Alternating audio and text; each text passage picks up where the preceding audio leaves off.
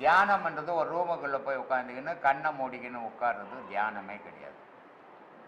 நீ முழிச்சுக்கின்னு தான் உட்காரணும், ஆனால் கண்ணை மூடி நீ போயிடணும். அப்போது முழிச்சுக்கின்னு உட்கார்ற வரைக்கும் அதுக்கு பேர் ஜாக்கிரதா. கண்ணை மூடி நீ போன பிறகு துரியாதீதம் அது. அப்போ ஜாக்கிரதால நீ என்ன பண்ணின்னுக்கிற, தியானம் பண்ணின்னுக்கிறேன், அங்கே என்ன இருக்குது, விளக்குக்குது, இதெல்லாம் உனக்கு தெரியும். ஆனால் அந்த துரியாதீதத்தில் போனால் நீ அங்கே இருக்க மாட்ட. அதுதான் தியானம். உன்னை நீ மறந்து இருக்கிறது தியானம்.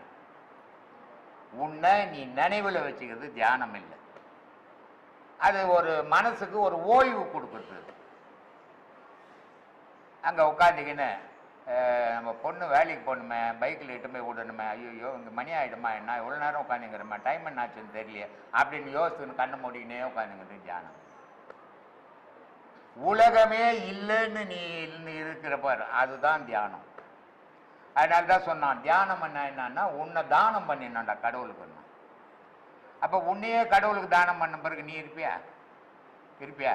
அதான் தியானம்.